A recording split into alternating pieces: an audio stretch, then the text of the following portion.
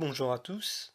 Aujourd'hui, nous continuons notre étude biblique à la lumière de la foi catholique avec cette seconde séance.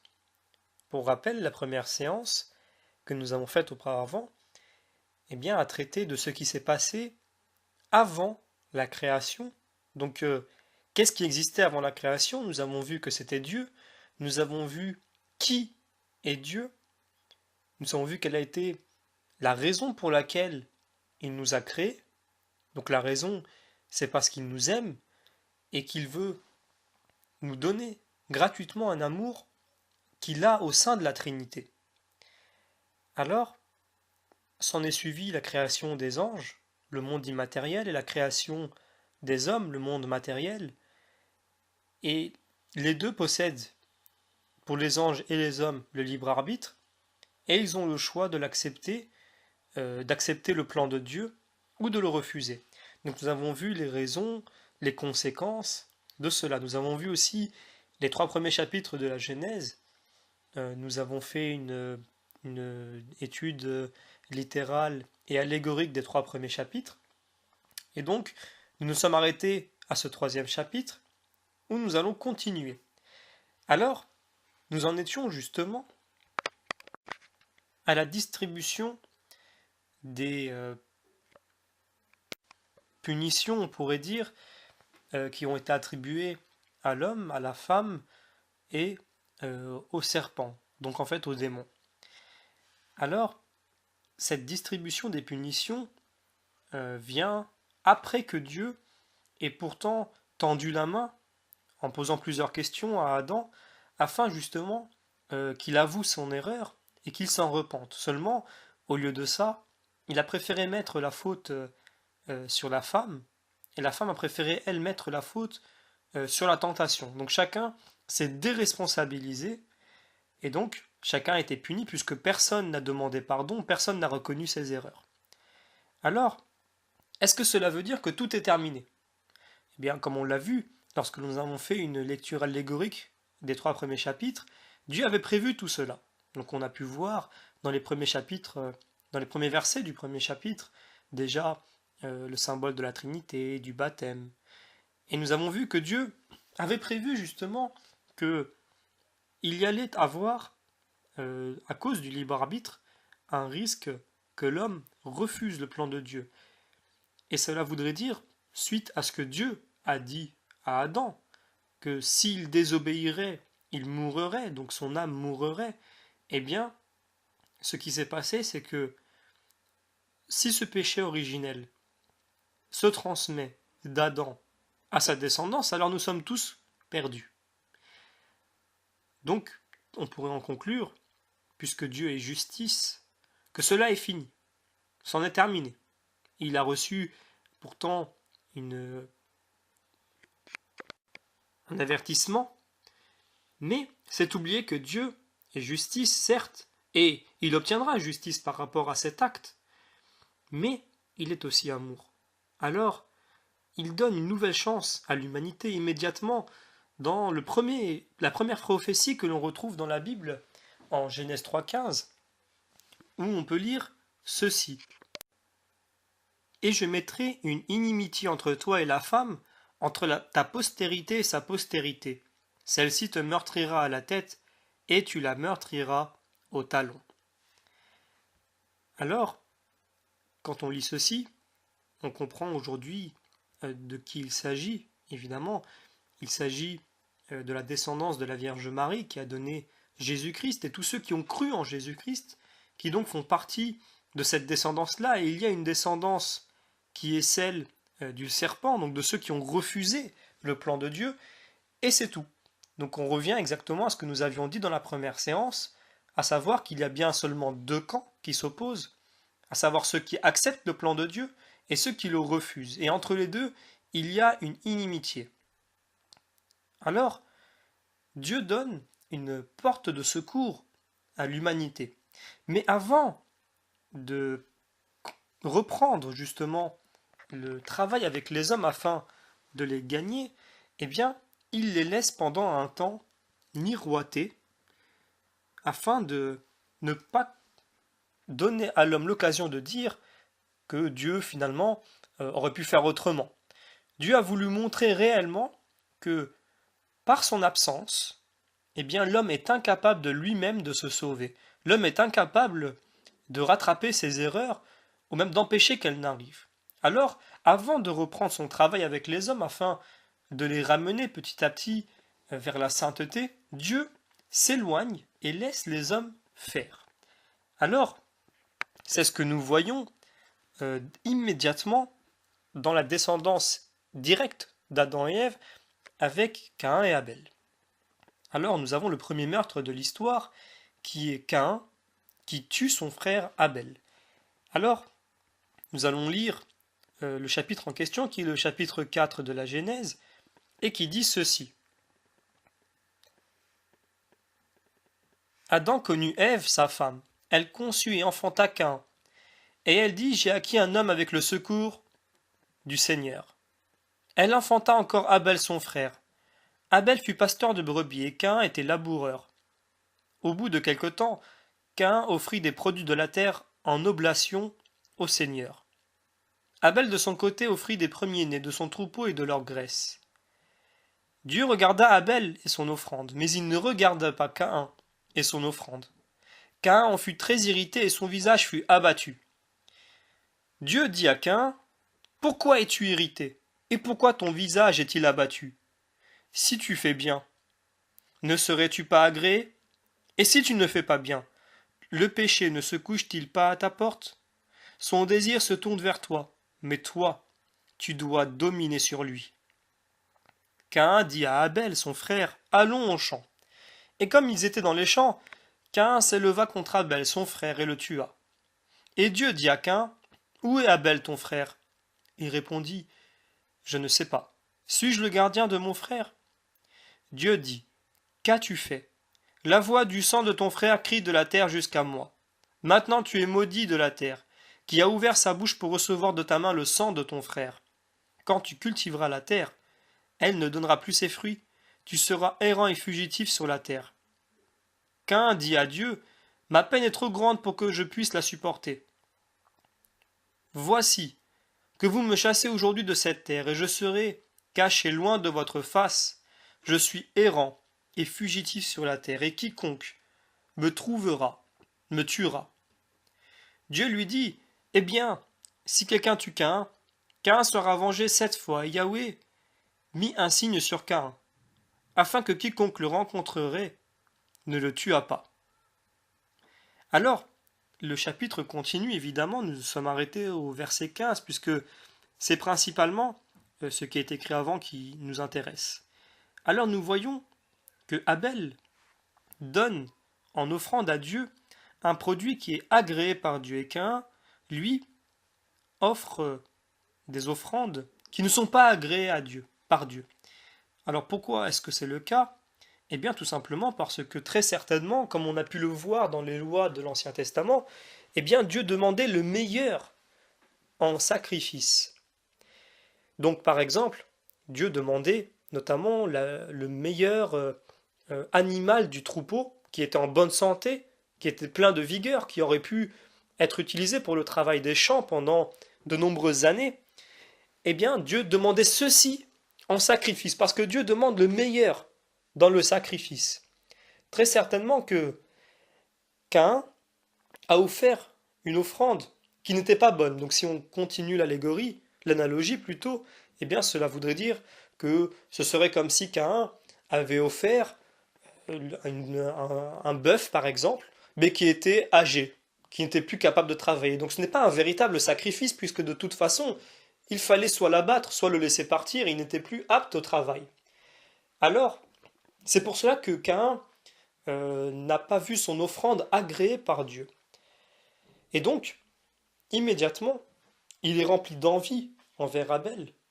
Et pourtant, Dieu lui tend une perche, puisqu'il lui explique sa situation. Il lui demande, mais pourquoi es-tu comme ça? Pourquoi affiches-tu cette aigreur sur ton visage? Et il lui explique comment faire pour changer. Donc Dieu, encore une fois, tend la perche, avant de quand même poser les questions à Caïn, après qu'il ait tué son frère et éprouvé de la colère contre lui, pour toujours tenter, comme il avait fait avec Adam, de voir si Caïn allait se repentir de ce qu'il vient de faire. Donc Dieu est vraiment en train de nous montrer que il donne à l'homme plusieurs chances. Il le laisse faire pour bien montrer que l'homme de lui-même ne peut rien faire. Ou alors quand il fait quelque chose, il le fait mal. Et c'est le mal qui vient à la place de Dieu. Donc l'absence de Dieu produit le mal. Alors, Caïn a éprouvé donc de l'envie envers son frère et ensuite de la colère, puisqu'il voulait ce que son frère avait, il ne pouvait l'obtenir parce que tout simplement Caïn n'a pas agi avec amour, il a agi avec envie. Et cela a produit de la colère. Et donc il a tué son propre frère. Et nous assistons donc au premier meurtre de toute l'histoire de l'humanité. Alors on peut tirer plusieurs enseignements de ce chapitre. Le premier étant que, encore aujourd'hui, eh bien, ce meurtre continue. Plusieurs personnes, et c'est peu de le dire, plutôt les chrétiens aujourd'hui, notamment, sont des Caïns. Les chrétiens aussi voient leur offrande offerte à Dieu n'étant incomprise de la part d'autres communautés ou d'autres religions. Je pense notamment à la communauté musulmane ou alors des fois aux communistes dans les pays de Corée, et bien, ou dans d'autres pays asiatiques d'ailleurs, où l'on voit des chrétiens qui sont emprisonnés, persécutés, tués à cause de leur foi. C'est exactement ce récit d'Abel et de Caïn qui se reproduit de nouveau. Les chrétiens sont incompris dans le culte qu'ils rendent à Dieu. Et en voyant que les chrétiens sont agréés par Dieu, eh bien, ils sont tués.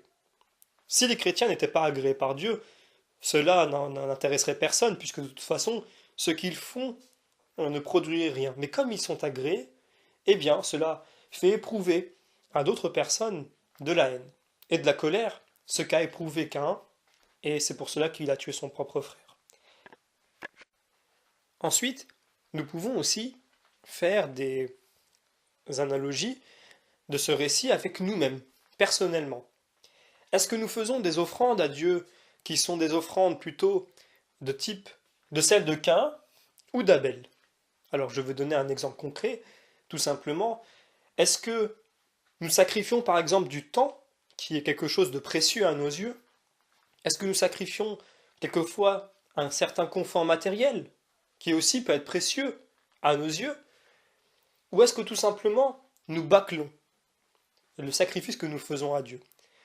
Par exemple, il y a une belle émission à la télévision que nous aimons beaucoup. Eh bien, un bon sacrifice, ce serait de ne pas la regarder et de se dire, je vais faire un chapelet, ou alors je vais faire une prière, ou alors de l'oraison. Tout simplement, sacrifier du temps pour Dieu, le donner à Dieu. C'est un bon sacrifice.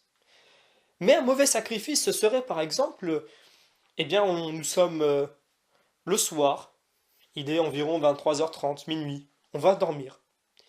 On va dormir, nous sommes dans notre lit, on ne sait pas trop quoi faire, on n'arrive pas à dormir, on ne trouve pas le sommeil. On se dit, on va prier Dieu. Alors ça ne veut pas dire que Dieu ne va pas nous écouter, mais est-ce que nous avons bien choisi le moment pour prier Dieu? Puisque de toute façon, nous sommes dans notre lit, nous avons sommeil, nous n'avons plus rien à faire, et c'est à ce moment-là que l'on choisit de prier Dieu. Est-ce que c'est le bon moment choisi dans la journée pour prier Dieu? Est-ce que nous faisons un bon sacrifice? Est-ce que nous sommes en train de sacrifier réellement du temps à ce moment-là? C'est des questions que il faut se poser si cela arrive. Et je peux donner d'autres exemples, évidemment, mais c'est un exemple parmi d'autres. Et je pense que tout le monde, chacun de nous, nous pouvons trouver un exemple comme ça. Et nous pouvons progresser justement sur cet exemple-là. Alors, maintenant nous passons à un autre épisode que l'on retrouve dans le chapitre 6 jusqu'au chapitre 8 de la Genèse, donc du livre de la Genèse. C'est l'épisode du déluge. Alors, très souvent, on regarde cet épisode comme étant un récit mythique, un récit qui ne s'est pas réalisé. Alors, nous allons voir un peu après la réponse à cela, mais avant tout, nous allons voir pourquoi est-ce que Dieu a choisi de faire le déluge. Alors, je ne vais pas lire les chapitres parce que c'est un peu long, donc vous pouvez mettre pause et les lire vous-même. C'est du chapitre 6 au chapitre 8. Et donc, si l'on continue après une lecture justement de ces 3 chapitres, afin de bien l'avoir à l'esprit, on se rend compte que Dieu, à ce moment-là, voit que le mal se répand sur terre. Il le dit d'ailleurs dans le chapitre 6, que le cœur de l'homme tend de manière irrévocable et permanente vers le mal. C'est-à-dire que constamment, dans l'absence de Dieu, le cœur de l'homme tend vers le mal. Alors, Dieu continue encore à ce moment-là de laisser du temps aux hommes. Il reste éloigné, il continue à nous prouver par les faits que l'absence de Dieu ne peut produire que le mal. Jamais l'homme de lui-même ne peut produire le bien sans Dieu, puisque ça a été le choix d'Adam et Ève de refuser Dieu, de devenir eux-mêmes leur propre Dieu, puisque c'est la proposition de la tentation qui leur disait vous serez comme Dieu, et ils ont accepté. Alors Dieu se met sur le côté, il obéit au choix de l'homme puisqu'il lui a donné le libre arbitre et il montre par les faits que le fait simplement d'être absent, sans rien faire de plus, eh bien, l'absence de Dieu en elle-même, en soi, produit le mal. Alors le mal est répandu sur terre et Dieu se dit que je vais montrer aux hommes tout simplement que voilà, on va repartir peut-être d'une petite famille qui est sainte aux yeux de Dieu, puisque Dieu dit que Noé était un homme saint à ses yeux, et il se dit, tiens, pour pas que les hommes se posent la question plus tard, eh bien, je vais repartir de zéro, je vais faire table rase, et nous allons repartir de la famille de Noé, donc une famille a priori sainte. Et donc, nous allons voir par la suite, est-ce que cela aura donné de bons fruits ou pas? Pour le moment, eh bien, nous voyons que Dieu détruit la terre, détruit plutôt les hommes qui sont sur la terre, mais il donne un délai de 120 ans. C'est quand même un délai très long. Donc Dieu continue à être extrêmement patient, à ne pas surprendre l'homme, à ne pas le prendre à court, il lui donne 120 ans. Donc l'équivalent de plusieurs générations, même si les gens vivaient très longtemps à ce moment-là. Eh bien, pendant ce temps-là, Noé est resté fidèle à Dieu. Il a construit, il a préparé l'arche. Très certainement, comme on peut le lire dans plusieurs passages, notamment dans le Nouveau Testament et dans l'Ancien Testament, on peut lire dans le Nouveau, dans une lettre de Saint Paul, que Noé était un prédicateur de justice. C'est-à-dire que très certainement qu'il a averti les hommes de ce qui est arrivé. Et qu'ils se sont moqués de lui, puisqu'on peut lire à un autre passage où Jésus dit que à l'époque de Noé, eh bien les hommes étaient seulement occupés à manger, boire et se marier. C'est-à-dire qu'ils étaient occupés aux choses de la vie. Ils étaient occupés plutôt à festoyer, à manger, très certainement à avoir être en train de pratiquer le péché de gourmandise, de paresse puisqu'ils n'ont pas voulu écouter Noé, de luxure puisqu'on sait ce que donne l'excès de boisson notamment. Alors, durant ces 120 ans, Noé continue pourtant à croire en Dieu, en sa promesse, construit l'arche de Noé, et donc se produit ensuite le déluge qui écrasa toute vie sur terre. Alors, il y a beaucoup de symbolisme dans ce récit. Donc la question que j'avais déposée tout à l'heure, à savoir est-ce que le récit du déluge a bien eu lieu ou pas, eh bien, je vais y répondre. Il faudrait, quelquefois, se poser la question à savoir, est-ce que réellement ce déluge-là s'est produit? Eh bien, oui.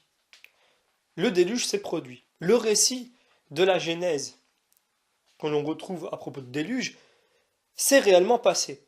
Est-ce que il s'est passé exactement tel qu'il est écrit dans le livre de la Genèse? Peut-être pas. Peut-être pas pour la simple et bonne raison que le récit, très certainement, est grossi, extrapolé, dans le but de servir à une lecture allégorique, symbolique. Donc je m'explique. À un moment donné, on peut lire que tous les animaux de la terre sont entrés dans le bateau. Alors, on sait le nombre d'espèces qu'il existe. On sait que quand bien même un seul ou un seul couple de deux serait rentré, puisque l'on lit que certains sont rentrés par deux, d'autres par 7 paires de deux, ou par 7 plutôt. Et donc, on se dit, mais aucun bateau au monde ne peut contenir tous les animaux de la terre. Quand bien même nous reprenions la pensée que l'on peut lire dans le Nouveau Testament, où le monde, quand il est question du monde dans la Bible, c'est le monde connu, donc ce qui est autour de la mer Méditerranée, eh bien, quand bien même on se restreindrait à cette zone géographique, il est impossible que tous les animaux aient pu rentrer dans ce bateau. Alors on peut tout à fait dire qu'une partie d'animaux, plusieurs animaux, qui ensuite ont donné peut-être d'autres espèces, y sont rentrés. Tous les animaux, certainement pas. Alors vous allez me dire, mais dans ce cas-là, pourquoi le texte indique tous les animaux? Eh bien c'est très simple, c'est comme je viens de le dire, c'est pour servir le sens allégorique. L'arche de Noé représente l'Église. L'Église qui résiste au déluge, qui résiste aux eaux du châtiment. Cette eau qui monte plus haut que la plus haute des montagnes, ça représente en réalité le châtiment de Dieu qui écrasera même le plus orgueilleux, puisque la montagne représente l'orgueil. Rappelez-vous dans le Nouveau Testament, quand il est dit que toute montagne sera abaissée, tout orgueil, cela veut dire tout orgueil sera abaissé. Là, on voit que le déluge, le châtiment de Dieu, eh bien, sera plus fort que même le plus orgueilleux et le plus fort des hommes sur terre. C'est ça que cela veut dire. Et ce bateau qui représente l'Église recevra tout type d'animaux, purs et impurs. Cela veut dire que cette Église recevra tout type d'hommes en réalité, qu'ils soient purs ou impurs. C'est-à-dire que l'Église recevra des hommes de tous les pays, donc comme ces animaux qui viennent de toute la terre, qui seront appelés, puisque les animaux à ce moment-là sont appelés à rejoindre le bateau, l'arche de Noé. Tout comme tous les hommes sont appelés à rejoindre l'Église, qu'ils soient purs ou impurs. Et cela veut aussi dire que même des personnes qui mourront non chrétiennes, lorsqu'ils se verront proposer à l'heure de la mort le choix entre le Christ, et donc l'Église, et le paradis, et le choix de l'enfer, ils auront encore le choix. Et certaines personnes qui sont mortes sans avoir fait le choix peuvent très bien le faire cette fois-ci à l'heure de la mort, et rejoindront donc l'Église. C'est tout cela que cela veut dire. Alors on peut encore faire beaucoup d'allégories, mais c'est le sens derrière très important qui est caché et qui sert donc la lecture allégorique, symbolique. C'est pour cela que le récit est quelque peu extrapolé. Et donc c'est encore une fois pour cela qu'il est dommage de voir bon nombre de soi-disant exégètes, experts, ou même des fois théologiens se tirer les cheveux à essayer de faire des calculs même de surface. Est-ce que tous les animaux pouvaient rentrer dans ce bateau? Quelle était sa taille? Quelle était sa longueur? Ce sont des calculs d'antiquaires, de vendeurs de tapis. La Bible n'est pas là pour faire de la science. La Bible est là pour nourrir notre âme avec des récits qui, eux, sont symboliques et qui nous donnent des compréhensions sur des réalités spirituelles que l'on ne peut pas comprendre telles quelles. Et là, ce texte qui était lu par les Juifs à l'époque est compris de la manière littérale. Ce même texte aujourd'hui est lu par l'Église et par les chrétiens de manière symbolique. Cette fois-ci, c'est l'âme qui est nourrie. N'oubliez jamais ce que Jésus a dit aux Juifs. Il leur a dit, si vous n'élevez pas la tradition des scribes et des pharisiens, vous n'entrerez pas dans le royaume des cieux. Cela veut dire que si vous n'élevez pas votre compréhension, si vous n'élevez pas à un niveau spirituel la lecture de l'Ancien Testament, eh bien, vous ne rentrerez pas dans le royaume des cieux. Donc si on s'épingle les cheveux, on se coupe les cheveux en quatre, pour essayer de comprendre est-ce que ces animaux sont réellement rentrés dans ce bateau ou pas, eh bien cela ne nourrit pas l'âme, cela ne sauve pas. Mais plutôt de bien comprendre que cette arche de Noé représente l'Église, qui, elle, ne sera pas atteinte par le châtiment, par la punition divine, et que tout le monde, sans exception, peut être sauvé, quelle que soit l'origine. N'oublions pas que va naître à ce moment-là un peuple juif qui sera en quelque sorte, volontairement en tout cas par Dieu, retranché sur lui-même, bien qu'il sera toujours, selon la loi de l'Ancien Testament, accueillant par rapport à l'étranger. Eh bien, quand bien même là on est en train de comprendre que des non-juifs, donc a priori des personnes impures, c'est ce qu'on en pensait à l'époque, ou même un lépreux qui est considéré comme impur selon la loi, on peut toujours encore faire cette allégorie avec le terme impur, eh bien lui pourra être agréé dans l'Église, puisqu'il est lui-même aussi, comme l'animal impur, appelé à rejoindre l'arche de Noé, donc appelé à rejoindre l'Église. Alors j'indique sur le diaporama diverses lectures possibles. On a aussi le fait que ce déluge, c'est aussi l'image du chrétien ou du fraîchement converti qui rejoint l'Église et qui sera attaqué par 1000 flots, qui sera attaqué de toutes parts, non seulement par le péché en lui-même, donc qui est représenté par le monde, ou le monde directement, la présentation du monde tel qu'elle est, ou même quelquefois par ses propres contemporains, comme l'ont été eux-mêmes la famille de Noé. Certains, même tous pratiquement, puisque personne n'a suivi Noé, n'ont cru en Noé. Et là, quand le déluge s'abat, c'est trop tard. Mais l'image reste la même. C'est-à-dire que celui qui rejoint l'Église, celui qui rejoint l'arche, cette fois-ci de Jésus, on pourrait dire, eh bien, sera attaqué de toutes parts, notamment par le péché, par ses contemporains, par le monde, immédiatement. Et c'est pour tout le monde la même chose. Alors c'est des fois de différentes manières, mais il y a toujours ces flots qui s'abattent sur le croyant. Alors j'indique aussi les 40 jours, puisqu'on peut lire que le déluge a duré 40 jours. Pourquoi 40? Alors, dans la Bible, nous avons plusieurs rapports avec le terme 40, donc notamment les 40 jours de Jésus dans le désert lors de la tentation. Nous avons les 40 ans du peuple juif dans le désert.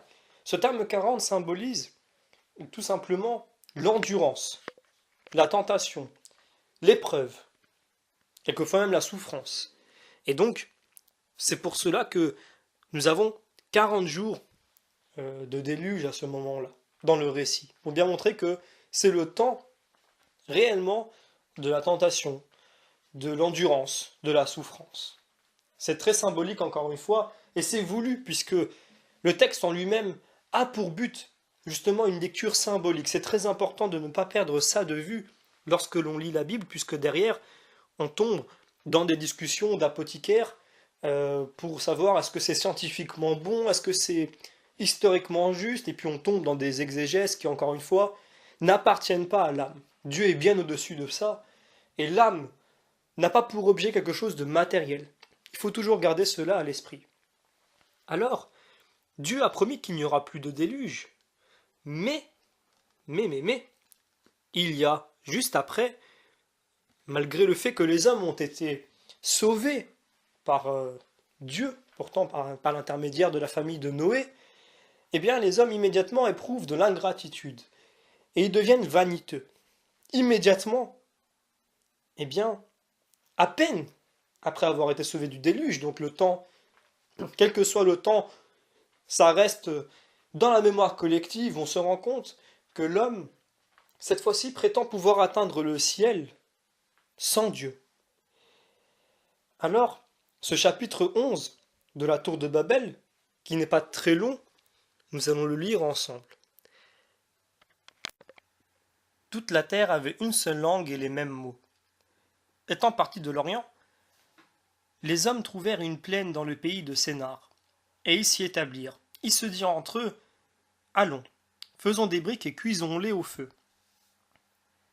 Et ils se servirent de briques au lieu de pierre et de bitume au lieu de ciment. Ils dirent encore, allons, bâtissons-nous une ville et une tour dont le sommet soit dans le ciel et faisons-nous un monument de peur, que nous soyons dispersés sur la face de toute la terre. Mais Dieu descendit pour voir la ville et la tour que bâtissaient les fils des hommes.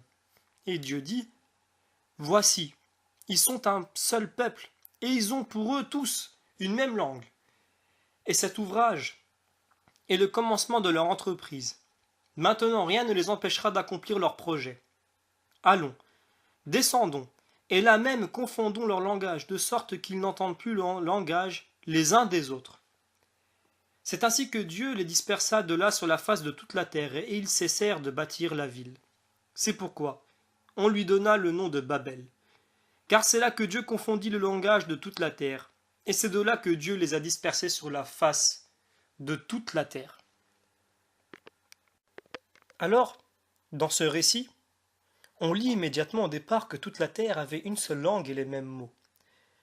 On sait bien déjà qu'à ce moment-là, les gens ne parlaient pas forcément la même langue. Il y avait déjà une différente langue, des différentes langues. Alors c'est immédiatement ce qui tombe entre les mains de certains contradicteurs, donc des fameux exégètes de la Bible qui sont là à faire des études historico-critiques sur la Bible. Eh bien on se rend compte qu'en fait, quand on élève la compréhension et la lecture de l'Ancien Testament, que tout simplement, il n'est pas question de langue à proprement parler. Rappelez-vous de l'épisode la Pentecôte. Lors de la Pentecôte, lorsque descend l'Esprit Saint sur les apôtres, ils se mirent tous à parler différentes langues. Et on peut lire qu'eux aussi, ils se mirent à parler la même langue. Alors, c'est très simple à comprendre. Les hommes à ce moment-là, plutôt les apôtres, pardon, se sont mis tous à parler dans la langue selon leur interlocuteur. Mais c'était la même langue, puisque c'était la langue de l'amour, c'était la langue du Seigneur, la langue de l'annonce de l'Évangile. Donc c'était pour la même cause, pour le bien. Là, cette fois-ci, dans le récit de la tour de Babel, au chapitre 11 de la Genèse, les hommes parlent une seule langue, celle du mal. Bien qu'ils pourraient tout à fait ne pas exactement parler la même langue, on imagine qu'il y avait déjà à ce moment-là des personnes qui pouvaient interpréter, ou alors la langue était tellement proche qu'ils pouvaient de toute façon se comprendre. Mais ils avaient un même but dans le mal, ils parlaient une même langue. Donc on peut faire ce rapprochement avec le texte de la Pentecôte qui répond immédiatement à ce récit-là, puisque très souvent, dans le Nouveau Testament, comme on a pu le voir, eh bien, beaucoup de récits sont des réponses en réparation à des erreurs qu'ont pu faire l'homme très souvent dans l'Ancien Testament. Alors, Dieu se rendit compte que les hommes, s'ils continuaient dans cette voie-là, allaient réussir, dans le sens qu'ils allaient arriver au bout de leur entreprise, de ce qu'ils entreprenaient. Comme Dieu avait promis de ne pas refaire de nouveau un déluge cette fois-ci, il se met simplement à confondre les langues. Alors certains disent c'est la naissance des langues. Eh bien, nous avons vu que non. Ce qui a changé cette fois-ci, c'est que les hommes sont toujours penchants vers le mal, ont toujours un cœur qui penche vers le mal. Mais cette fois-ci, chacun a son projet, toujours dans le mal, puisque c'est toujours l'absence de Dieu et qu'ils veulent continuer. Mais chacun a un projet différent. Peut-être que une personne, alors là je parle de manière littérale, mais peut-être que le texte est complètement imagé. Peut-être que certaines personnes veulent produire une tour, d'autres des maisons, certains en briques, certains en pierre. Mais chacun veut faire comme il veut, plus personne n'est d'accord et alors donc plus aucun projet ne se fait. C'est donc ainsi que Dieu a agi, il les a confondus, de sorte que ils parlent tous toujours la même langue, comme les apôtres, ils parlaient tous la même langue du Seigneur, de l'Évangile, mais dans la langue de leur interlocuteur, et donc dans un projet qui est équivalent. Cette fois-ci, le projet n'est plus équivalent. Chacun veut faire comme il veut, mais chacun veut faire le mal toujours. Chacun veut atteindre le ciel. Donc c'est une forme d'orgueil, de vanité. Eh bien, chacun veut l'atteindre, mais par ses propres mains, par ses propres moyens. Alors il y a autre chose dans ce récit que nous pouvons aussi retenir, c'est le fait que les hommes ont voulu garder de manière permanente leur nom gravé dans l'histoire de l'humanité. Donc en faisant une sorte de construction ou de projet, si l'on veut rester dans l'allégorie, qui serait marqué à tout jamais de leur nom. On se rend compte que c'est toujours d'actualité.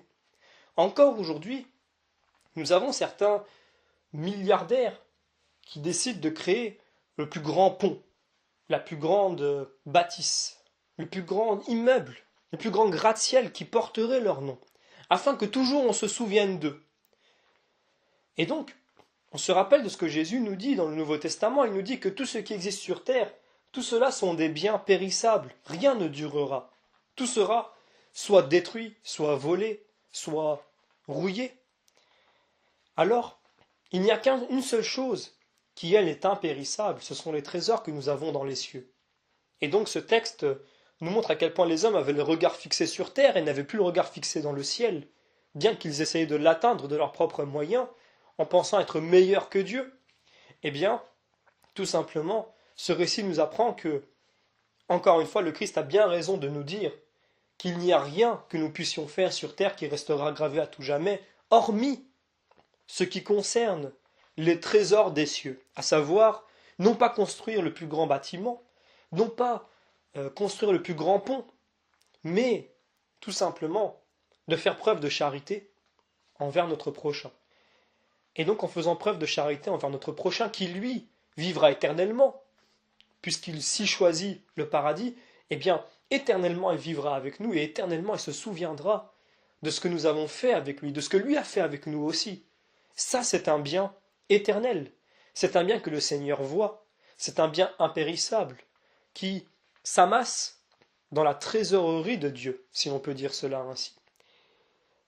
Alors, la conclusion de ces trois récits, il y en a évidemment d'autres que nous avons sautés, mais ces trois récits sont primordiaux parce qu'à eux seuls, eh bien, ils réunissent les 7 péchés capitaux.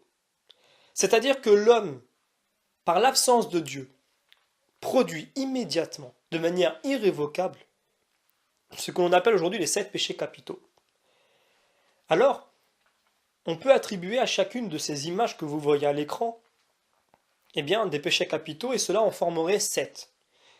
Donc évidemment, on pourrait, presque si l'on voudrait tirer la chose au maximum, attribuer à chacune d'entre elles les 7 péchés capitaux, mais pour chacune, il y en a quelques-unes qui ressortent de manière très visible, de manière frontale, auxquelles on pense immédiatement et qui sont propres à l'acte en lui-même, à l'épisode en lui-même. Donc prenons la première image qui est le meurtre d'Abel par Caïn. On voit tout de suite qu'il y a 2 péchés capitaux. Le premier c'est l'envie, puisque Caïn est envieux du fait que Dieu agrée l'offrande d'Abel et pas la sienne. L'envie a produit en lui une colère. C'est le deuxième péché capital que l'on retrouve dans ce récit. Certains peuvent dire par exemple que Caïn a été orgueilleux. Peut-être pas, parce qu'à un moment donné, Dieu lui demande où est ton frère et il prétend tout simplement ne pas être le gardien de son frère, il n'est pas responsable de son frère. Donc tout simplement, ce qui ressort de ce récit, c'est dans un premier temps l'envie qu'a éprouvé Caïn envers Abel, et la colère qui a été le produit de cette envie. Prenons maintenant l'épisode de l'arche de Noé qui est à droite. Cette fois-ci, on se souvient, les contemporains de Noé, eh bien, n'ont pas voulu écouter le message de Noé. C'est donc le péché de paresse. Ils ont été paresseux spirituellement, et très certainement aussi physiquement, puisque l'on peut voir qu'ils ne faisaient que manger, boire et se marier. Donc, péché de luxure et de gourmandise, immédiatement. Puisque la gourmandise, eh bien, c'est de toujours manger, boire, de ne penser qu'à ça. Donc nous avons fait des vidéos qui expliquent bien ce qu'est la gourmandise. Donc c'est notamment manger trop, trop tôt, trop cher, etc. Là, pour le coup, c'est très certainement un mélange de tous les degrés qui sont donnés par saint Thomas d'Aquin. Alors nous avons donc la paresse, nous avons la gourmandise et la luxure. Donc nous avons bien là 3 des 7 péchés capitaux qui apparaissent de manière évidente. Alors il nous reste le dernier épisode qui se trouve au milieu, qui est la tour de Babel. Et là, c'est évidemment l'orgueil de croire pouvoir atteindre le ciel par soi-même et se suffire à soi-même, et aussi donc l'avarice, celle de vouloir toujours plus de biens et celle de compter aussi seulement sur ses propres biens, puisqu'on a vu que les hommes ont voulu garder dans la mémoire de l'humanité eh bien, leur nom, de faire un projet qui resterait à tout jamais gravé dans l'histoire. Donc nous avons les 7 péchés capitaux qui apparaissent avec ces 3 épisodes-là. Donc je les résume à nouveau, c'est l'orgueil, l'avarice, l'envie, la colère, la luxure, la gourmandise et la paresse. Et donc, immédiatement, c'est ce que l'on apprend immédiatement dans ces 3 épisodes-là, c'est que l'absence de Dieu, et c'est vraiment la conclusion à tirer de ces épisodes, dès les premiers chapitres de la Genèse, l'absence de Dieu produit irrévocablement et irrémédiablement le mal. L'homme est voué au mal si Dieu s'absente, si Dieu s'éloigne de lui.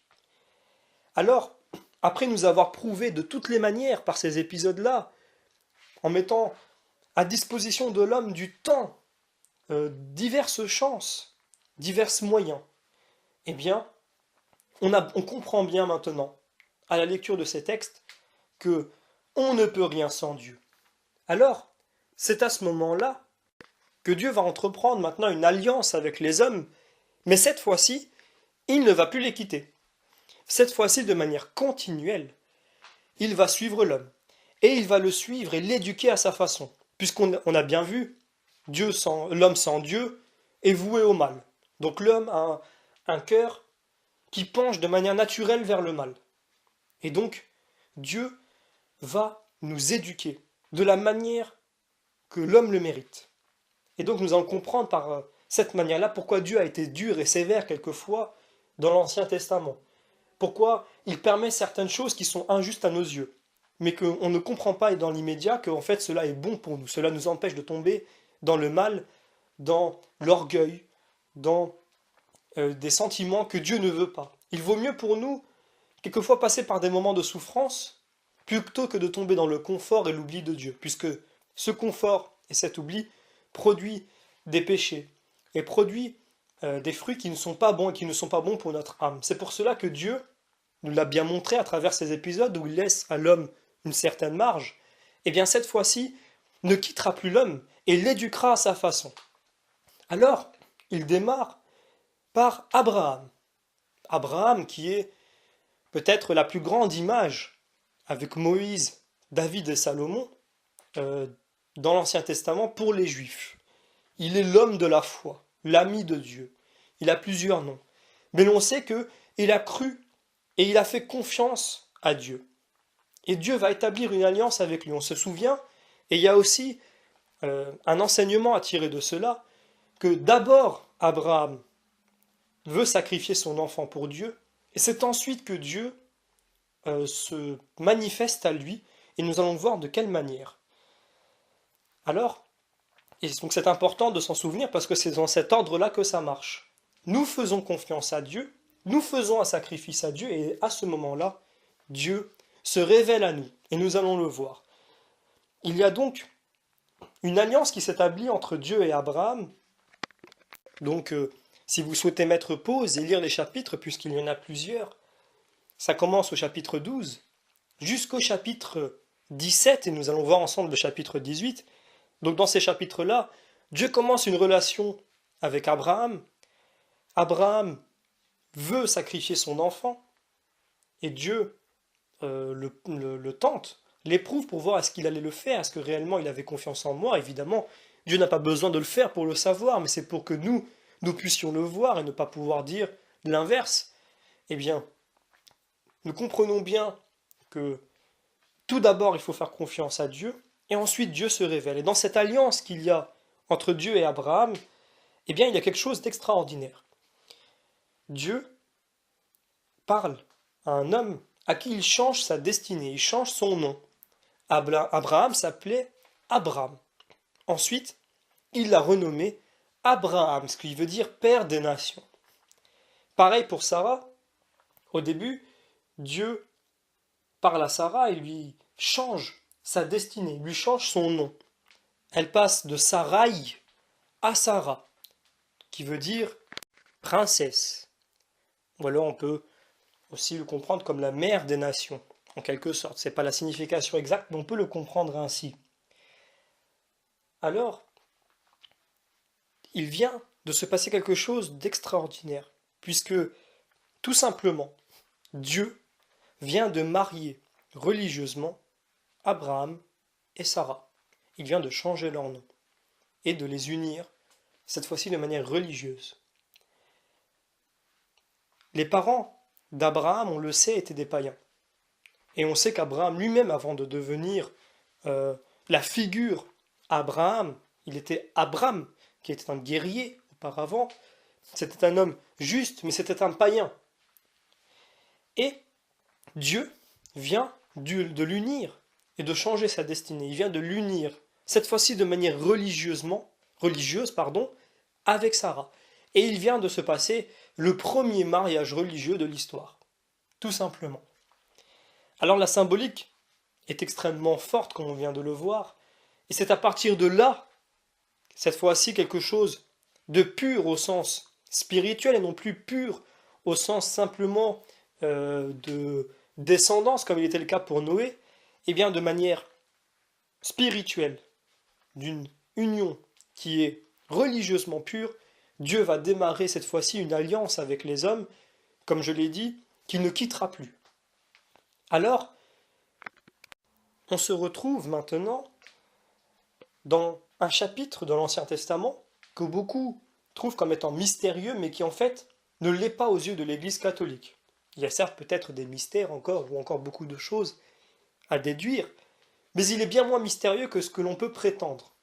Il n'est mystérieux en fait que pour ceux qui ne veulent pas voir le sens symbolique qu'il y a derrière ce chapitre.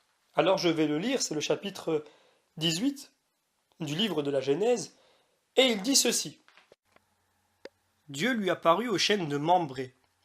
Comme il était assis à l'entrée de la tente, pendant la chaleur du jour, il leva les yeux et il regarda. Et voici que 3 hommes se tenaient debout devant lui. Dès qu'il les vit, il courut de l'entrée de la tente au devant d'eux, et s'étant prosterné en terre, il dit, Seigneur, si j'ai trouvé grâce à tes yeux, ne passe pas. Je t'en prie, loin de ton serviteur. Permettez qu'on apporte un peu d'eau pour vous laver les pieds. Reposez-vous sous cet arbre. Je vais prendre un morceau de pain, vous fortifierez votre cœur, et vous continuerez votre chemin. Car c'est pour cela que vous avez passé devant votre serviteur. Ils répondirent, Fais comme tu l'as dit.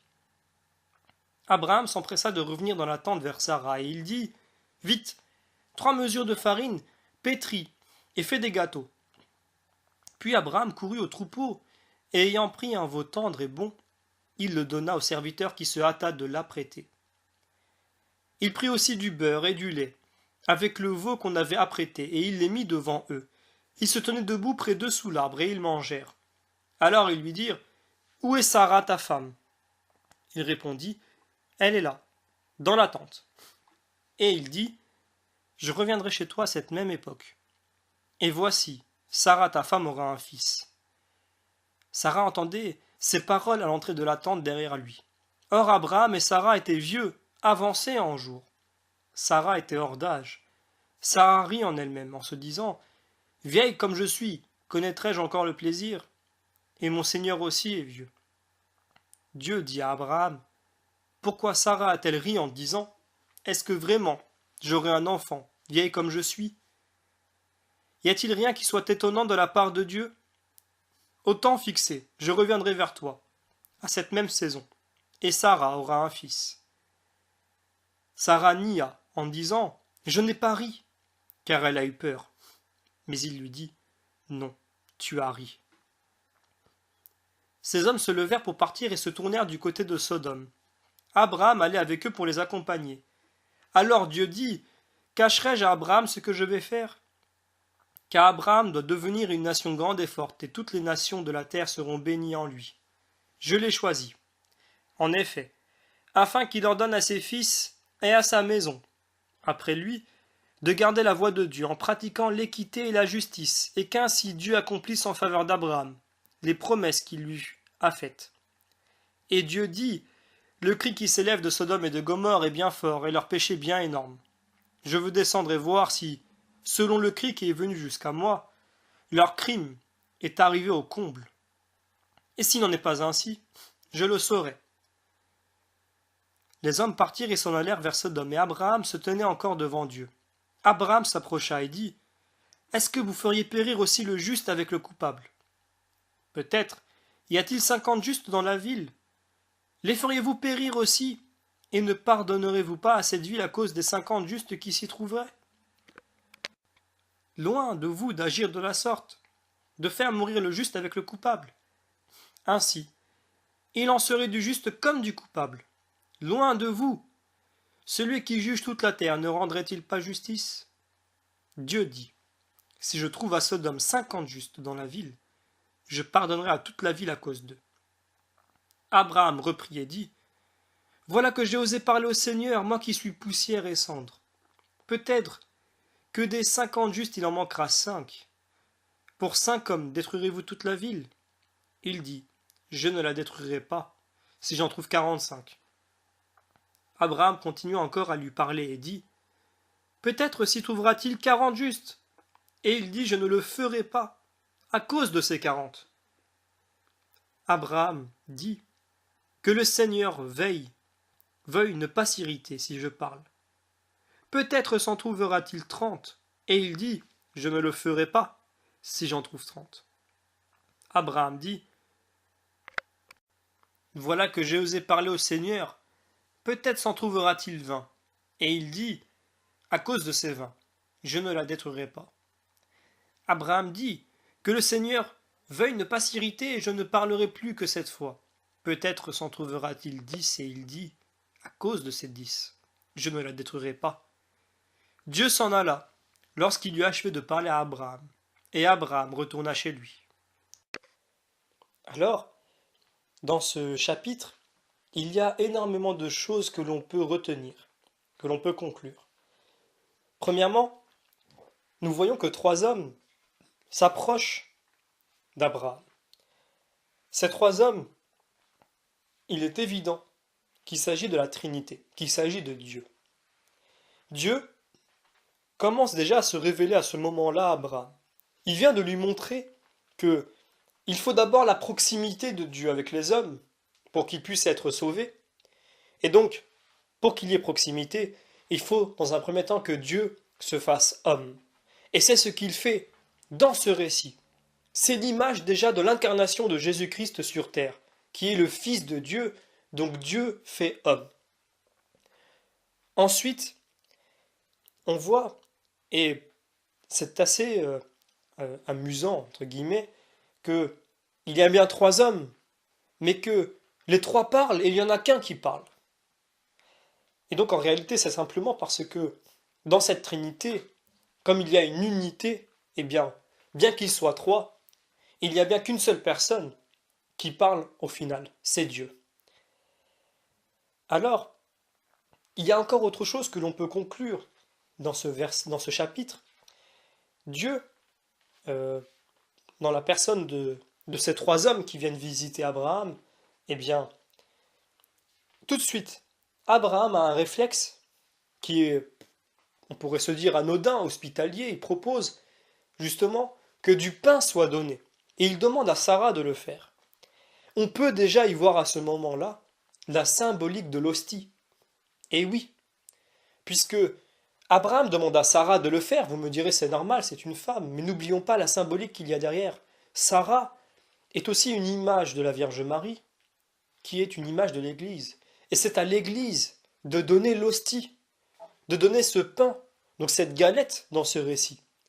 À la vue du Seigneur, Abraham s'empresse immédiatement de demander à ce que le pain soit donné. Il y a déjà à ce moment-là l'image de l'hostie.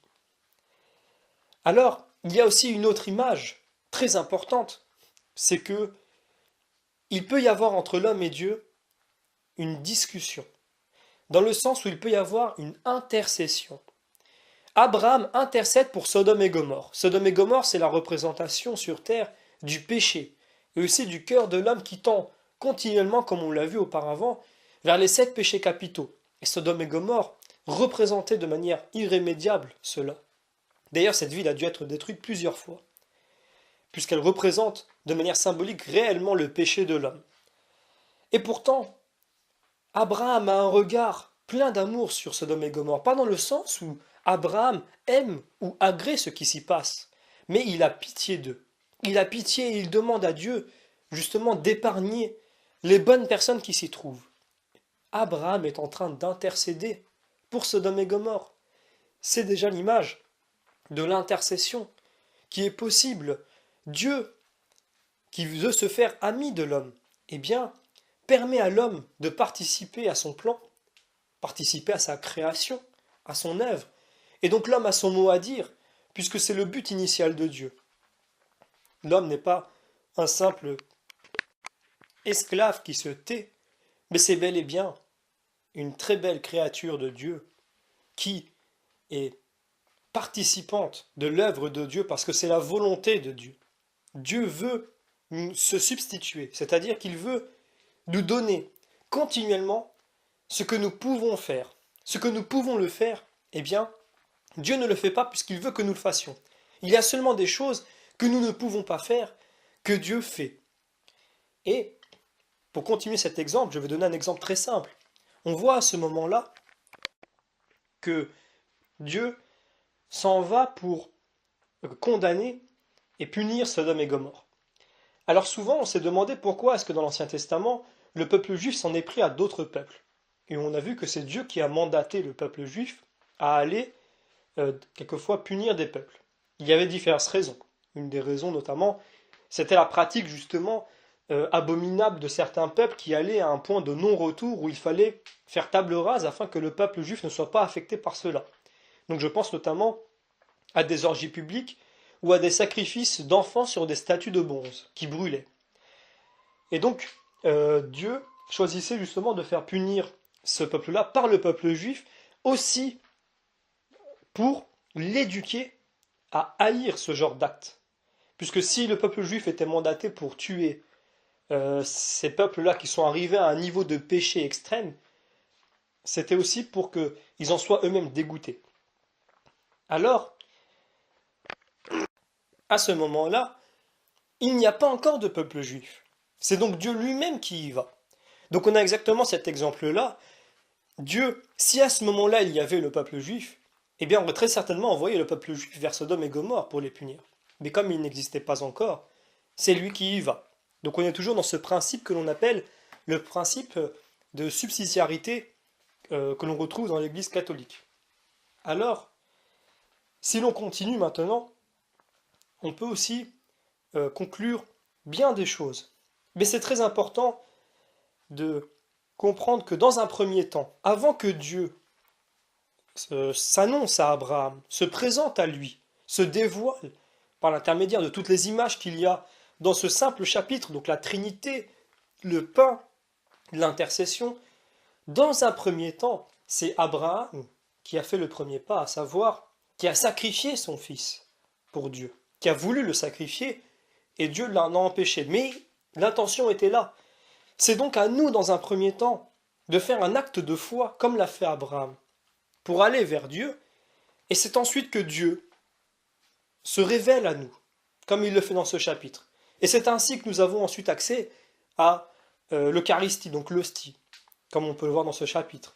L'intercession, nous pouvons intercéder, nous pouvons prier, notamment par exemple, je pense à lorsqu'il devait y avoir la guerre en Syrie, et qu'à l'époque, Barack Obama, James Cameron et François Hollande avaient décidé de frapper la Syrie. On se souvient que les bateaux étaient déjà à Chypre, et ils se pointaient déjà à ce moment-là, ils pointaient déjà leurs canaux vers la Syrie.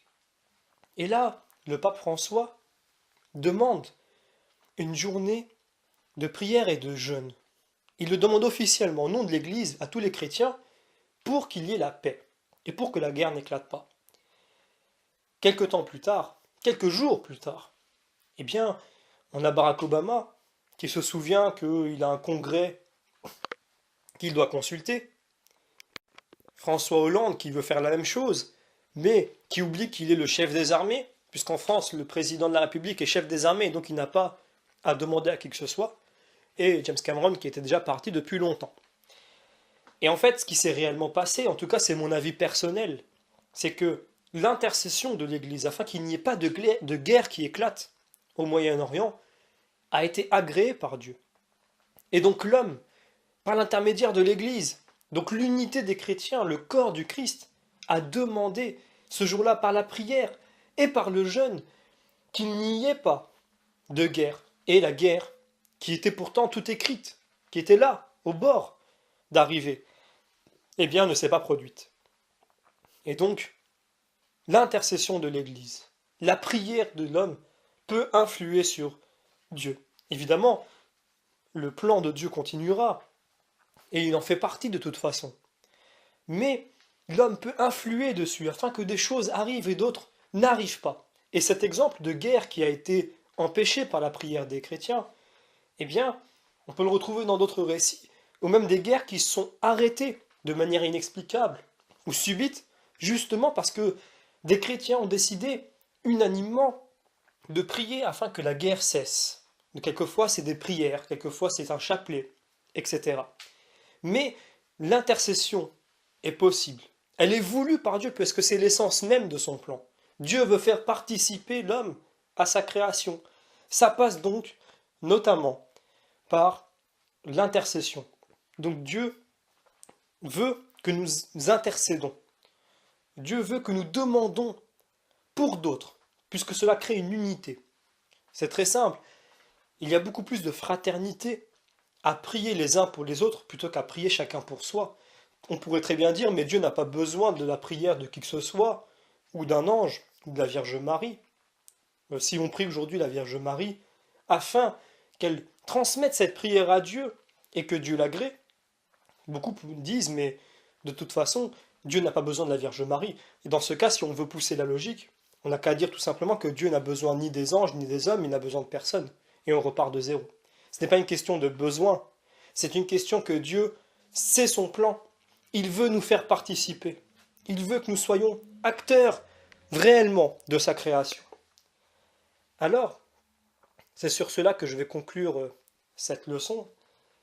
Et donc, ce qu'il faut bien garder à l'esprit à la suite de cette leçon, c'est que l'absence de Dieu crée de manière irrémédiable et irrévocable le mal, et que c'est uniquement la présence de Dieu, le fait qu'il se révèle, le fait qu'il se fait ami de l'homme, donc égal à l'homme, c'est seulement ainsi qu'il peut le sauver. Et c'est ainsi qu'il va faire, et nous allons voir à travers les autres récits les autres leçons, que Dieu va commencer son éducation avec les hommes. Il va casser cette dureté, cette méchanceté dans le cœur de l'homme. Il va abaisser toute montagne, afin que l'orgueil de l'homme s'abaisse, s'écrase, devienne tout plat. Et donc, qu'il soit un cœur humble, petit, un cœur qui puisse, dans cette petitesse, abriter la grandeur de Dieu. Et donc c'est ce que nous allons voir à travers des prochaines séances.